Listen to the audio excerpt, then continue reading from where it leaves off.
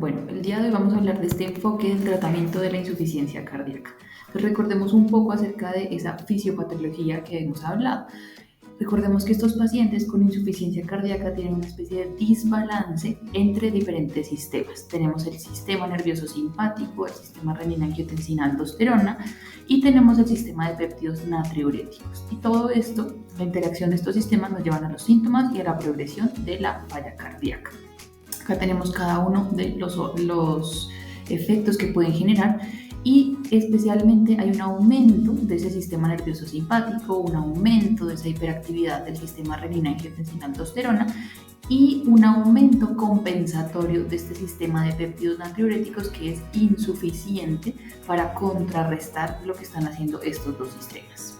Entonces, como nuestro enfoque es más la terapéutica, les pido que tomen un momento para pensar, bueno, ¿cuáles van a ser esos medicamentos que me van a ayudar a mí en esos síntomas y en la progresión o a disminuir esa progresión del estado agudo de la falla cardíaca? Entonces, si recordamos, pues vamos a tener grupos como vasodilatadores y diuréticos en ese momento agudo.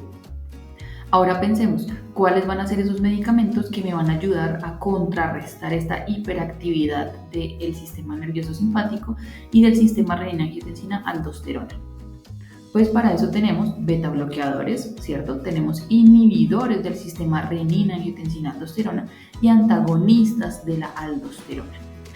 Y ahora, por otro lado, pensemos adicionalmente, bueno, ¿y cómo podemos potenciar o ayudarle a este sistema de péptidos natriuréticos que se encuentra insuficiente para mejorar su funcionalidad y que pueda ayudar a contrarrestar estos dos sistemas? Entonces, para eso tenemos un medicamento que es conocido dentro de este grupo como ARNI, ¿cierto? Que es un inhibidor de la neprilicina asociado a un antagonista de los receptores de angiotensina de tipo 2.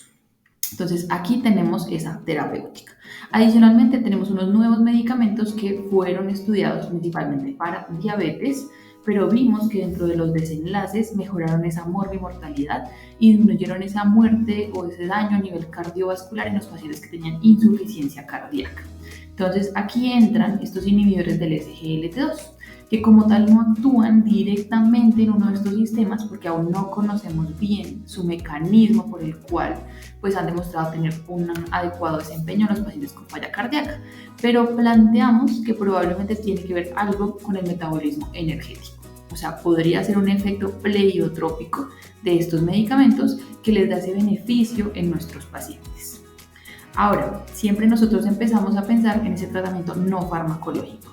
Entonces se conocen así como los olvidados que no deberían faltar. Es decir, yo siempre le tengo que decir a mi paciente estas recomendaciones porque me van a ayudar a optimizar el manejo. Entonces, por un lado, ¿qué sabemos? Que estos pacientes deberían tener una restricción de la dieta con respecto al sodio, más o menos de 2 a 3 gramos al día, pero no restricciones excesivas de que absolutamente no pueden consumir nada de sal. O sea, no les vamos a eliminar por completo la sal a estos pacientes, sino hacer una limitación en su consumo. Por otro lado, en cuanto a la nutrición, los pacientes se benefician de tener dietas de tipo DASH, que las hemos hablado en los pacientes que tienen hipertensión, y dietas que son de tipo mediterráneo, es decir, que estén más enfocadas hacia el consumo de pescado, de aceite de oliva, de maní, aumentar su consumo de frutas y verduras y evitar, por ejemplo, carnes, evitar alimentos que sean ultraprocesados. Por otro lado, es muy importante el tratamiento de comorbilidades como la obesidad. Entonces puede haber recomendaciones en cuanto al ejercicio, siempre y cuando sea lo que el paciente tolere. Y en cuanto al consumo de líquidos, ¿qué sabemos? Sabemos que estos pacientes, en algunos casos, les limitamos la ingesta hídrica para evitar esos procesos de descompensación y podríamos hablar entre 30 a 35 cc por kilo día.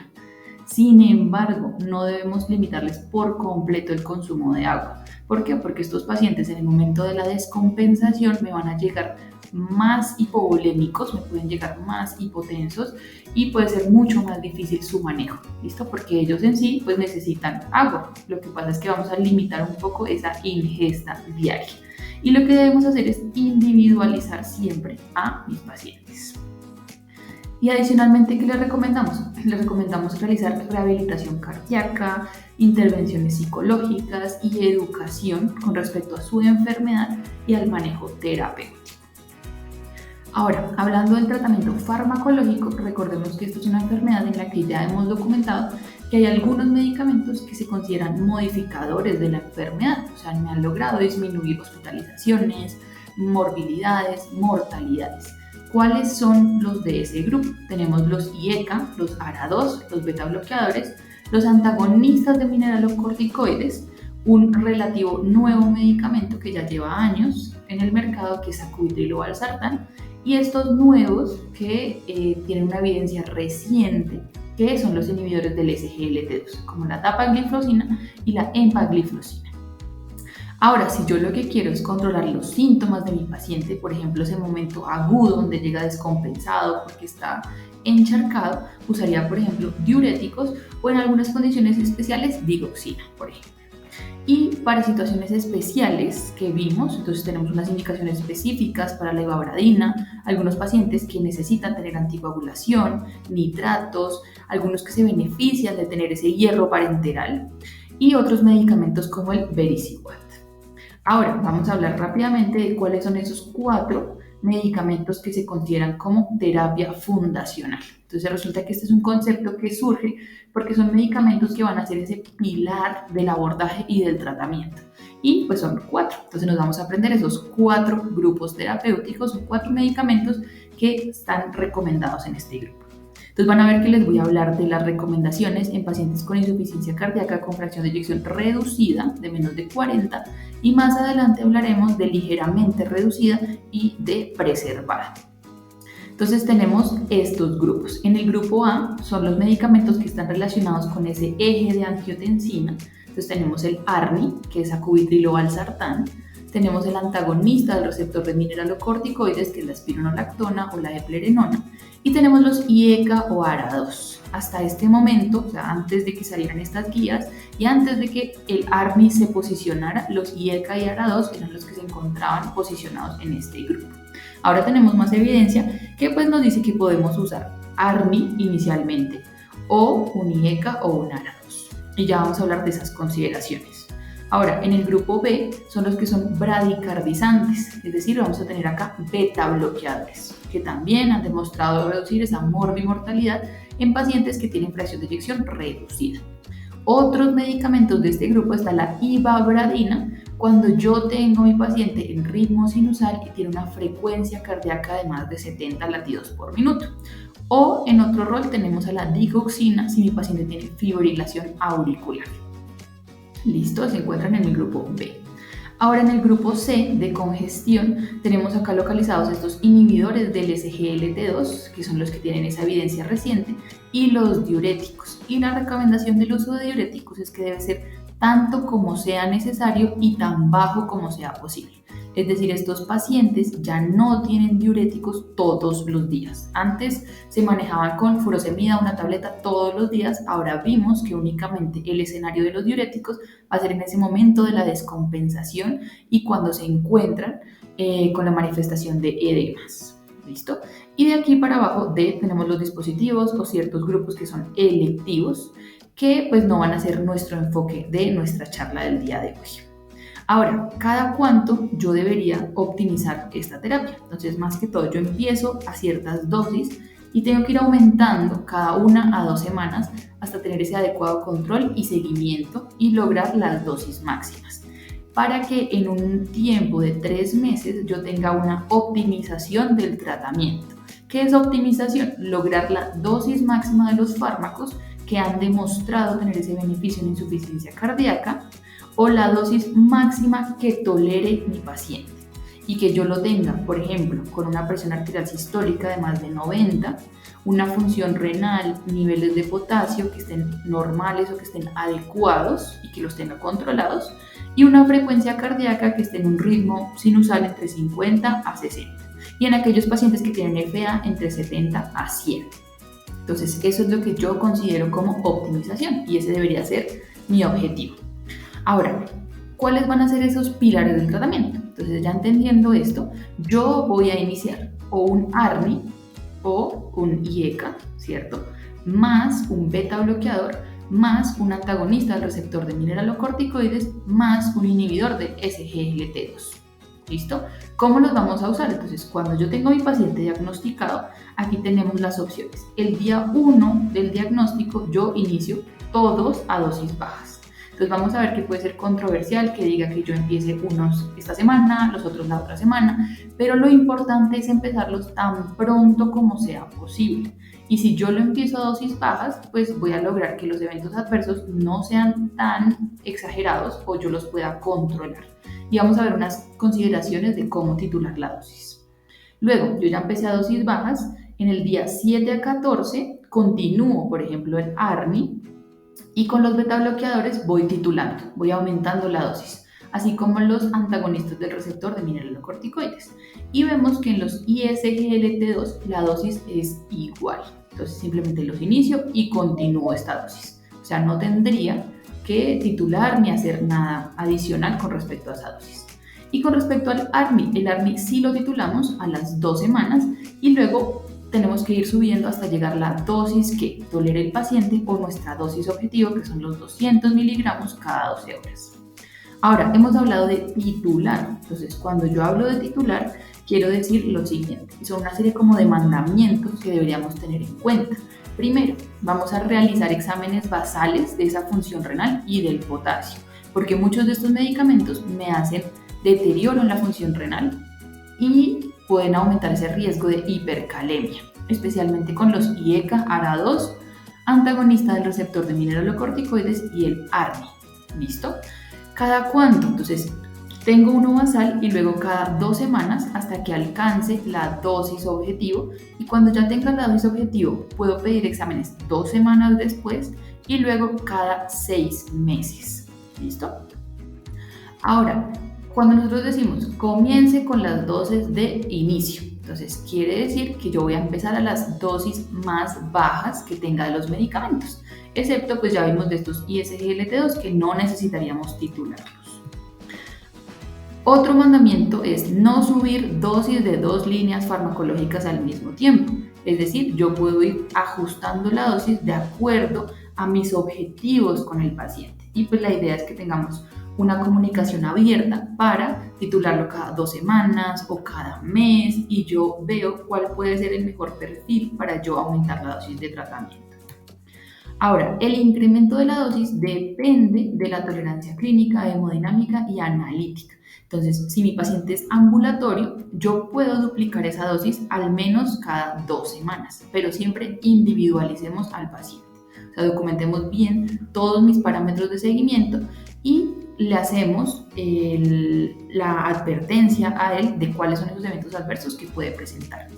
Y si mi paciente está hospitalizado, entonces yo aquí tengo la ventaja de que puedo incrementar antes la dosis, porque voy a tener un monitoreo que es mucho más estricto. Ahora, los ISGLT2 se mantienen con esa dosis de inicio, como les he dicho, y no necesitarían titulación.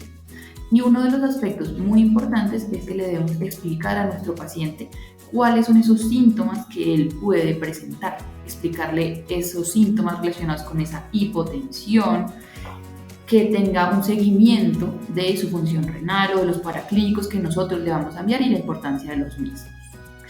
Ahora, cuando mi paciente comience a tener eventos adversos, pues lo primero que yo debo pensar antes de retirar cualquiera de estos medicamentos debe ser reducir los fármacos de otras líneas que sean menos necesarias. Es decir, reducimos diuréticos, reducimos nitratos, miramos si mi paciente tiene calcio antagonistas. ¿Listo? Porque probablemente, y es una de las causas más frecuentes, es que empiecen a hacer esas hipotensiones es por otro tipo de medicamentos y no directamente por esta terapia que les modifica su hospitalización, modifica su morbi-mortalidad. Y por último, ¿con qué yo debería hacer controles? Entonces, por un lado tengo los paraclínicos y por otro lado debería tener ese control de los signos y síntomas de congestión, el peso del paciente, la presión arterial y la frecuencia cardíaca. Ahora, ya que quedó claro cómo vamos a hacer esta titulación, vamos a hablar un poco de cada uno de los grupos terapéuticos para que los conozcan. Entonces, en primer lugar tenemos estos inhibidores del sistema renina-angiotensina-aldosterona, donde está el ARNI. Este ARNI es el inhibidor de la neprilicina y antagonista del receptor de angiotensina de tipo 2. Este fármaco está indicado en pacientes que tienen insuficiencia cardíaca con fracción de eyección reducida. Acá vemos cuál debe ser esa dosis de inicio. Entonces yo puedo iniciar o 50 miligramos cada 12 o 100 miligramos cada 12. ¿De qué depende? Depende del medicamento con el que venga mi paciente. Entonces, si mi paciente viene con IECA, yo tengo que esperar un tiempo de washout o de lavado de 36 horas, porque principalmente así se dieron los estudios y esto me disminuye el riesgo de hipercalemia en mi paciente. Y luego yo miro las dosis de ese IECA. Si son dosis previas de menos de 10 miligramos de enalapril, yo debería empezar 50 miligramos cada 12. ¿Listo? Y luego cada 2 a 4 semanas voy aumentando la dosis a 100 miligramos hasta llegar a la dosis objetivo de 200 miligramos cada 12 horas. ¿Por qué cada 12 horas? Porque ese es el intervalo que permite su farmacocinética y su tiempo de vida media. Ahora, si tiene más de 10 miligramos, pues yo puedo empezar con una dosis más alta de sacubitril o valsartán de 100 miligramos cada 12. Y seguimos titulando, tanto como tolere el paciente para llegar a nuestra dosis óptima. Si mi paciente ya venía con un ARA2, es decir, tenía valsartán, losartán o cualquiera de los ARA2, en dosis de menos de 160, yo administro el sacubitril o valsartán en la siguiente dosis que correspondía a ese ARA2. E igual, si tiene menos de 160, lo administro 50 cada 12. Si tiene más de 160, 100 cada 12, hasta llegar a la dosis objetivo. Ahora, si es un paciente de novo, entonces tenemos un diagnóstico reciente y yo considero que se beneficia de iniciar un ARNI, miro su presión arterial. Si la presión arterial es menos de 120, yo empezaría con 50 miligramos cada dosis y luego voy titulando. Y si es más de 120, yo puedo empezar con 100 miligramos cada 12 horas. ¿Qué es lo importante? Que mi paciente esté estable, que no haya tenido un uso reciente de diuréticos, o sea, que ya esté controlada esa sintomatología de la descompensación. Y por último, que tenga una presión arterial sistólica de más de 90. ¿Listo? Ahora, en cuanto a los IECAs, aquí tenemos las dosis. Si yo decido empezar, por ejemplo, en enalapril, podría empezar a dosis de 2.5 miligramos cada 12 horas y titular hasta llegar a los 20 miligramos cada 12 horas. Ahora, ¿qué es lo importante que debemos tener en precauciones y contraindicaciones? Entonces, el ARNI sigue siendo un medicamento que nos puede llegar a producir hipercalemia. Entonces, yo no debería iniciarlo en pacientes que tienen niveles de potasio de más de 5.5 o presión arterial sistólica de menos de 100. ¿Listo? Entonces, es algo que yo debería monitorizar. Tampoco en pacientes que tienen tasa de filtración de menos de 15, porque resulta que acá no tenemos datos suficientes para recomendar su uso. Y muy importante que recuerden lo del uso de IECA, 36 horas previas. Si yo voy a iniciar la dosis baja de 50 miligramos cada 12 horas, podría tener estas siguientes consideraciones. Por ejemplo, que mi paciente tiene tasa de filtración glomerular entre 30 a 60. Podríamos iniciarlo con precaución en aquellos de menos de 30, pero pues siempre teniendo cuidado porque no tenemos datos al respecto. O pacientes que vienen con dosis bajas de IECA o ARA2 o una presión arterial sistólica entre 100 a 110. ¿Listo? Entonces, miren que las contraindicaciones no son algo que sea totalmente, y bueno, las precauciones no son algo que sea totalmente no controlable. Si yo pido unos niveles de potasio, de creatinina y de BUN previo, yo podría pues iniciar tranquilamente un ARNI. ¿Cuáles serían esas contraindicaciones por completo? Pues evidentemente el uso concomitante de IECA. Y este lo dejo subrayado porque hemos visto pacientes que siguen llegando a urgencias con hipercalemias y con deterioro de su función renal por ese uso conjunto de, por ejemplo, enalapril más sacubitril o valsartán. ¿Listo? Entonces es algo que debemos pensarlo y no hacerlo. Sabemos que ese tiempo de lavado importante son 36 horas. También otra contraindicación puede ser el angioedema, un antecedente de angioedema por un IECA o un ARA2, hipersensibilidad a cualquier componente, insuficiencia hepática o pacientes en estado de embarazo. Ahora, con respecto a los IECA, también debemos tener esas precauciones. En ellos el nivel de potasio debe ser de más de 5 y precaución en aquellos pacientes que tengan una creatinina de más de 2.5 o una tasa de filtración de menos de 30. Y muy importante que miremos también medicamentos conjuntos que también puedan aumentar esos niveles de potasio. Ahora, otro grupo de medicamentos que tenemos relacionados con este eje son los ARA2 y los antagonistas del receptor de mineralocorticoides. Entonces de ARA2 tenemos candesartán, valsartán o losartán, que los preferidos en pacientes con insuficiencia cardíaca pueden ser el valsartán y el candesartán. Estos medicamentos estarían indicados si hay intolerancia a ARNI o a un IECA. Estos se los plantean como una alternativa. Y tenemos las mismas precauciones que nombrábamos con los IECAs, es decir, precaución en pacientes que tengan potasio más de 5, creatinina de más de 2.5 o una tasa de filtración de menos de 30, hipotensión sintomática o también otros medicamentos que aumenten niveles de potasio. Ahora, con respecto a estos antagonistas del receptor de mineralocorticoides, pues también hace parte de esa terapia basal. Yo podría empezar espironolactona o eplerenol. Cualquiera de los dos, hemos visto que con la espironolactona aumenta ese riesgo de ginecomastia en los pacientes y podría tener un mayor riesgo de hipercalemia. Pero, pues igual, monitorizándolo y advirtiéndole al paciente lo podemos controlar. ¿Cuál es la dosis? Son 25 miligramos cada 12 horas. Y en las contraindicaciones que tenemos, entonces, las del ARA2 son similares a las de los IECA, y en los antagonistas de receptores de mineralocorticoide, ellos nombran que no debemos usar en conjunto IECA más ARA2 más antagonistas del receptor de mineralocorticoide. ¿Listo? Por ese riesgo de hipercalemia. Ahora, otro de los grupos terapéuticos importantes son los beta bloqueadores. Entonces aquí tenemos bisoprolol, carvedilol, metoprolol, nebivolol. Están indicados en pacientes que tienen falla cardíaca con fracción de eyección reducida, que estén menos de 40 y que estén estables. ¿Cuál debería ser la dosis? Entonces, por ejemplo, podemos empezar carvedilol de 3.125 miligramos cada 12 horas y luego ir aumentando hasta llegar a la dosis objetivo de 25 miligramos cada 12 horas. Este es un grupo de medicamentos que nosotros podríamos titular de manera semanal, ¿cierto? Verificando siempre esa frecuencia cardíaca, la presión arterial y pues signos de congestión. ¿Cuáles serían sus precauciones? Pacientes que tengan NIHA 4 por esa tendencia a la descompensación. Aquellos que tengan esa agudización en las últimas 4 semanas, porque podría tender a empeorarla. Una frecuencia cardíaca de menos de 50 latidos por minuto o un bloqueo auriculoventricular en ciertos grados. Y ciertas interacciones con otros grupos de medicamentos, visto que también produzcan bradicardia. Y en el caso de la ivabradina, que lo vemos como un medicamento que bloquea esas corrientes FANI, es en aquellos pacientes que estén estables, que tengan un NIHA 2 a 4, con una FEBI de menos del 35% en ritmo sinusal y que tengan una frecuencia cardíaca de más de 70 latidos por minuto.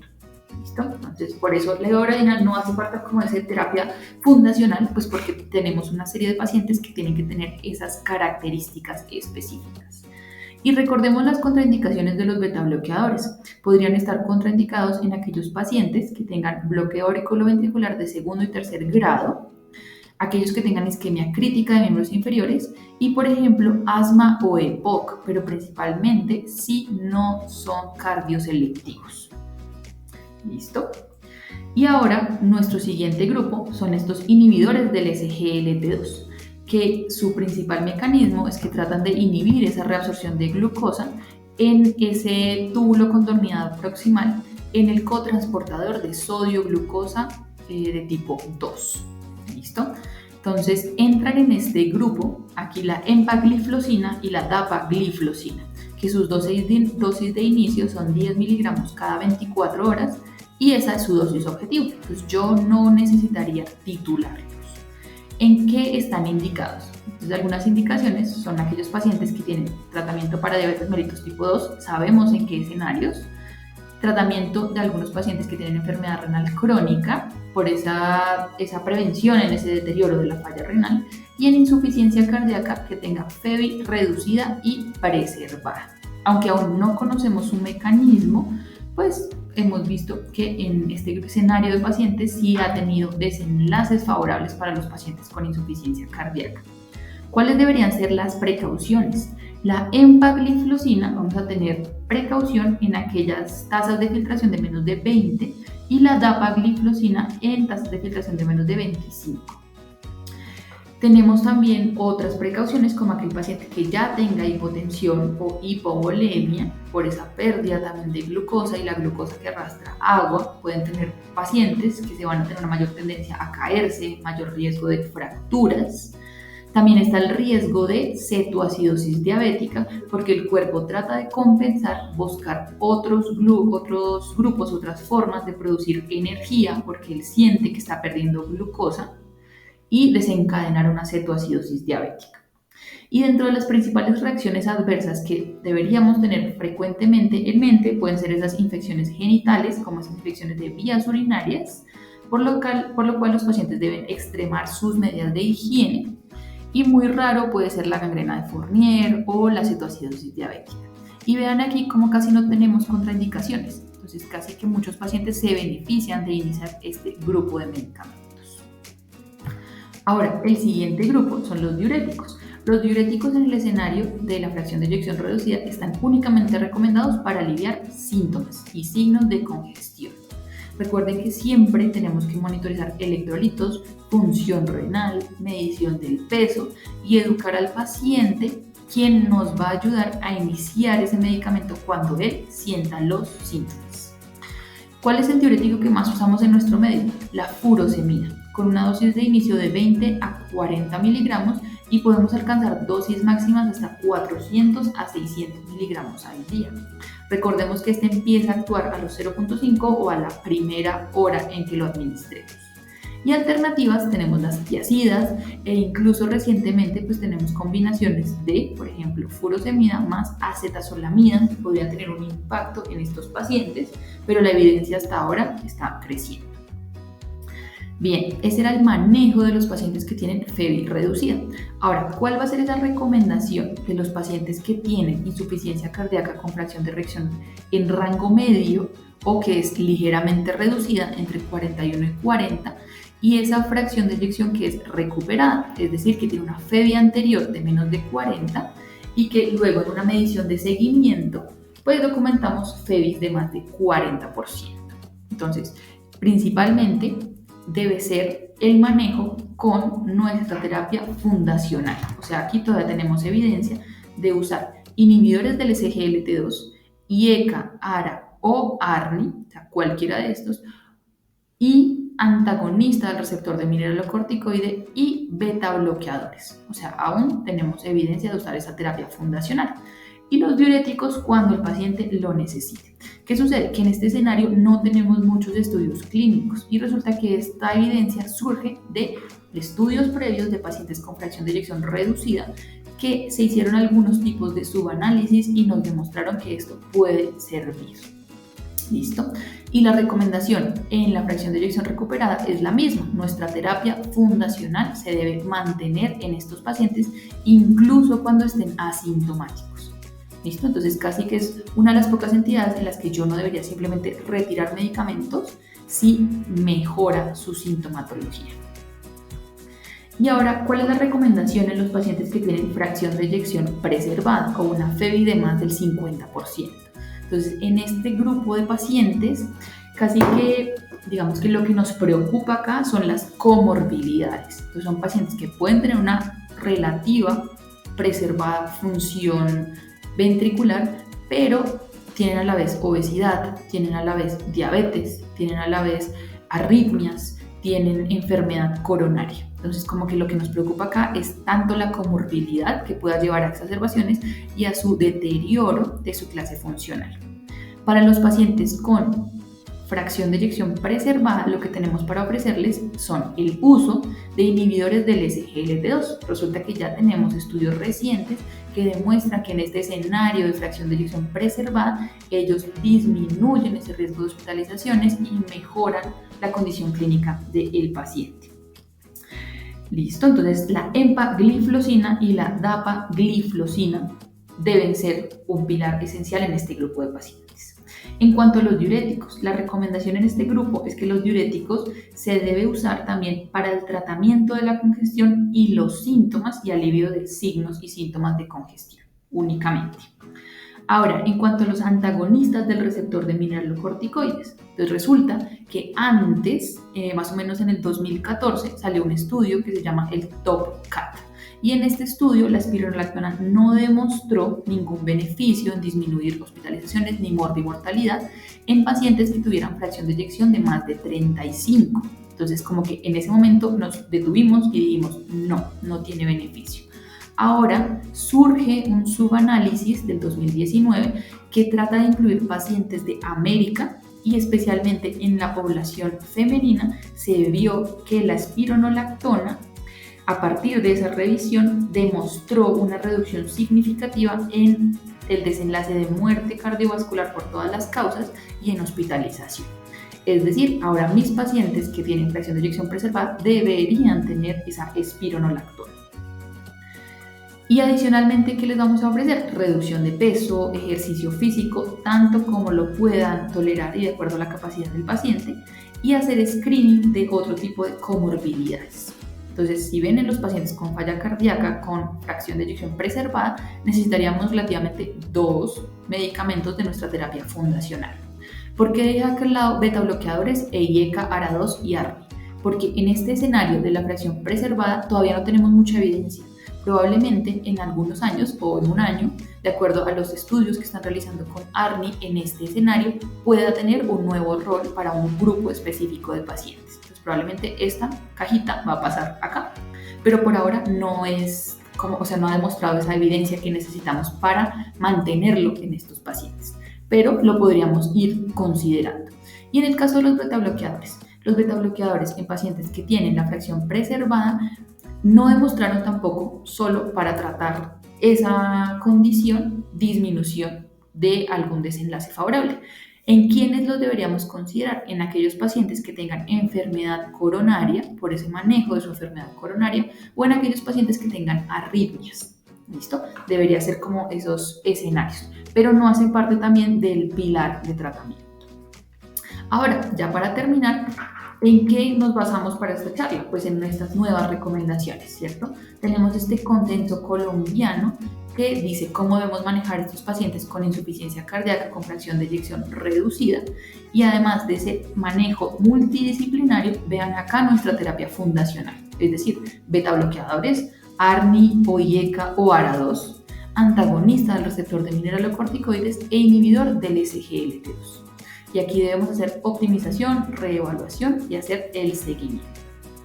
Ahora, ¿qué dice el algoritmo de la AJA? El algoritmo de la AJA es similar. Dice, empiece en ese paso 1 con un ARNI, IECA o ARA2, más beta bloqueador, más antagonista del receptor de mineralocorticoides, más un inhibidor del SGLT2. Y use diuréticos a necesidad. ¿Listo? Y de acuerdo a eso, pues vaya siguiendo los objetivos y optimizando la terapia. Y en Europa, entonces la Sociedad Europea de Cardiología considera también para reducir mortalidad nuestra terapia fundacional. ¿Listo? Y por ejemplo, el uso de diuréticos únicamente si tenemos sobrecarga de volumen.